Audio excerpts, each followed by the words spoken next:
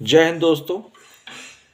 जैसा कि बिहार चुनाव का परिणाम आ चुका है और अब मुख्यमंत्री चुना जाएगा और फिर सरकार जो है बिहार में अपना काम संभाल लेगी।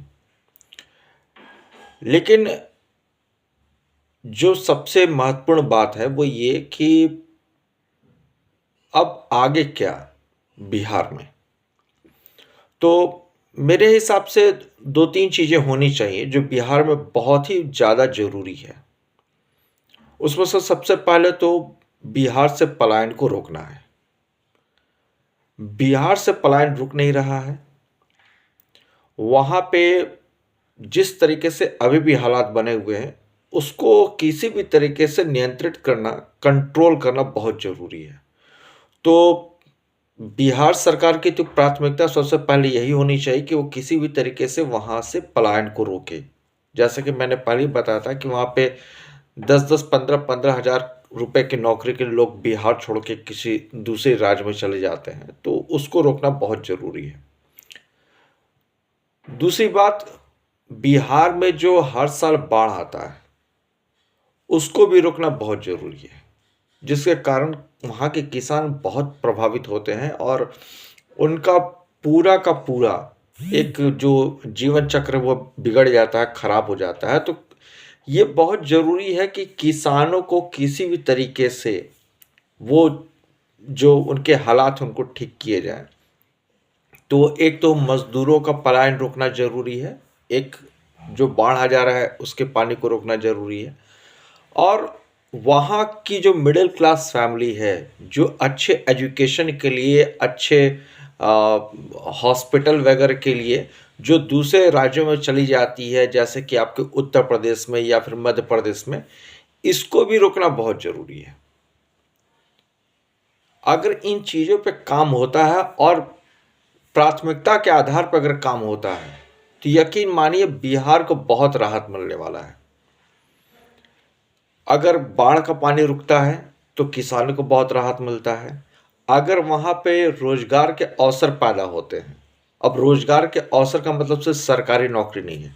सरकारी नौकरी एक अलग बात हो जाती है, रोजगार के अवसर में मतलब वहाँ पे एक ऐसा वातावरण तैयार करना जिससे कि बाहर के उद्योगपति, बाहर के जो बिजनेसमैन हैं वो बिहार में आए और वहाँ पे वो अपने फैक्ट्रीज़ को, अपने इंडस्ट्री को सेटअप करें, जिससे ज़्यादा से ज़्यादा बिहार में रोज़गार के अवसर पैदा हों। साथ में वहाँ की महिलाओं को भी प्रमोट किया जाना चाहिए। अभी जो सरकार बनने वाली उसका मैनिफेस्टो भी मेरे ख्याल से कुछ ऐसा ही है कि वहाँ की महिलाओं को भी काफ़ी ज़्यादा प्रमोट किया जाएगा, जैसे यूपी के भीतर किया जाता है। तो कहने का मतलब कि एक तो वो मुद्दा है कि किसानों को किसी तरीके से आप ठीक करो, दूसरा जो है मिडिल क्लास जो वहाँ से पलायन कर जाती है उसको आप रोकने की कोशिश करो और इसके साथ साथ जो मजदूर है वो भी पलायन कर रहा है उसको भी आप रोको। और मैंने तो ये भी देखा है कि जो लोग सरकारी नौकरी करते हैं वो भी जो है अब बिहार छोड़ के किसी दूसरे स्टेट में चले जाते हैं और वहाँ सेटल कर जाते हैं। कुल मिला के जो सबसे बड़ा जो मुद्दा है अभी बिहार में वो है पलायन को रोकने का और सरकार की प्राथमिकता होनी चाहिए कि किसी भी तरीके से वो इन पलायन को रोके, कुछ भी करे लेकिन इन जो हो रहा है बिहार से पलायन उसको रोके। क्योंकि ये सिर्फ बिहार का ही नुकसान नहीं है, वहाँ की डेमोग्राफी भी बदल जाएगी अगर ऐसे ही माइग्रेशन होता रहा तो। अब सभी लोग जानते हैं कि बिहार में बस दो ही वर्ग है, या तो उच्च वर्ग है या तो निचला वर्ग है। मैं यहाँ जाति की बात नहीं कर रहा, मैं वर्ग की बात कर रहा हूँ। मतलब या तो वहाँ बहुत पैसे वाले लोग ही हैं या फिर किसान ही हैं। मिडिल क्लास लगभग लगभग बिहार से ख़त्म हो चुका है, या यूँ कह लें कि बहुत ही कम कम है। वो सारे लोग जो है अच्छे जॉब के लिए, अच्छे पढ़ाई के लिए, अच्छे हॉस्पिटल के लिए, अच्छे हेल्थ केयर फैसिलिटी के लिए बिहार को बहुत पहले ही छोड़ चुके हैं।